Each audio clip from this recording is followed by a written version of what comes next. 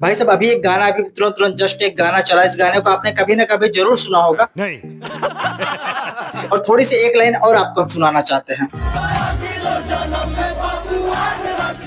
इस लाइन को सुनने के बाद आपको क्या लगा, ये गाना किसका होगा? मुझे क्या पता, मुझसे पूछे जा रही है बार बार। ये गाना है ऋतिक सिंह का, जो पवन सिंह के भाई हैं। और भाई सबसे बड़ी बात ये है कि दो भाई और दोनों तबाही।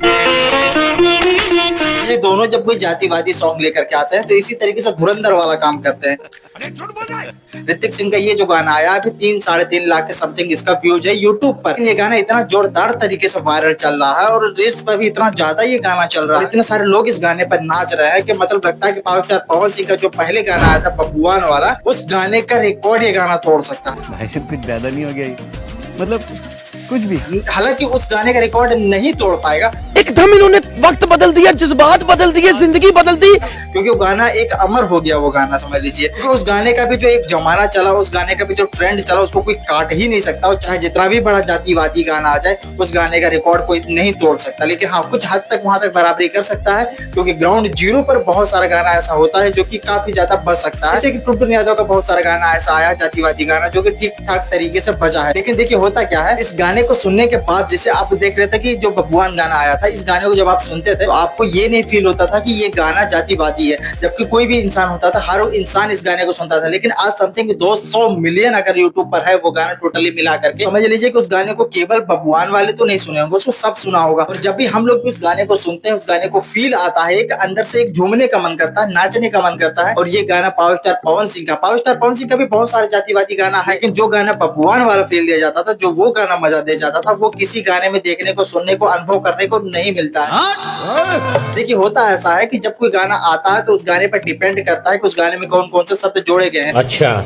पावर स्टार पवन सिंह का जो बबुआन गाना था, उसमें भी पावर स्टार पवन सिंह का डांस था, वो ठीक ठाक मजाक मस्ती वाली थी, थोड़ी सी हलचल वाली भी थी। लेकिन उस तरीके से एक होता नहीं है पूरे एक्टिव होकर के और डांस के मूड में एकदम झूमने वाला, वो चीज उस गाने में देखने को मिला था। लेकिन एक स्टेप बाय स्टेप जो डांस होता है, वो सारा चीज उसमें देखने को नहीं मिला। मतलब किसी तरीके से वो फिक्सल वाली जो चीज होती है वो इसमें कर दिया गया था कि गाना है तो किसी तरीके से बढ़िया से एक्टिंग कर दो, भौकाल वाली, उसी में वो एक्टिंग चाप दी और पहुंच गया 200 मिलियन।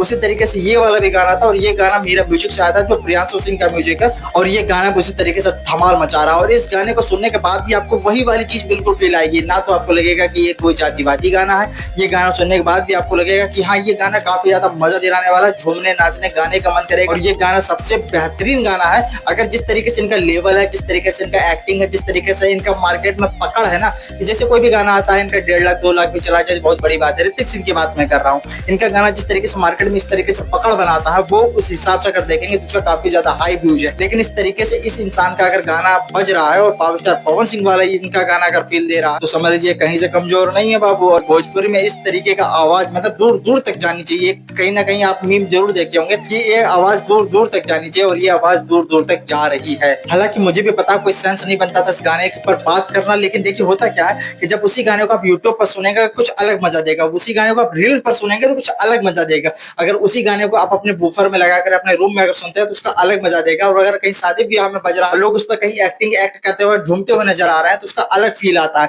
मतलब गाना एक ही होता है, गाया एक ही इंसान होता है, सेम गाना होता है, लेकिन उस गाने का जो वाइब आता है वो अलग अलग आ जाता है, अलग अलग फ्लेवर का हो जाता है जब वो अलग अलग जगहों पर बजता है। तो उस हिसाब से बता रहे हैं गाना बहुत ज्यादा अच्छा लगता है। कभी होता है कि कोई गाना आपको पहली बार में नहीं पसंद आएगा, लेकिन धीरे धीरे जब आप उसको 8-10 बार सुनेंगे या फिर जब किसी दूसरे के मोबाइल से सुनेंगे तब गाना आपको ज्यादा पसंद आएगा। अक्सर मेरे साथ ऐसा होता है, आपके साथ भी होता है नहीं होता, कमेंट में दाग दीजिएगा। मिलते हैं कोई नए फैक्ट के साथ, तब तक इजाजत दीजिए।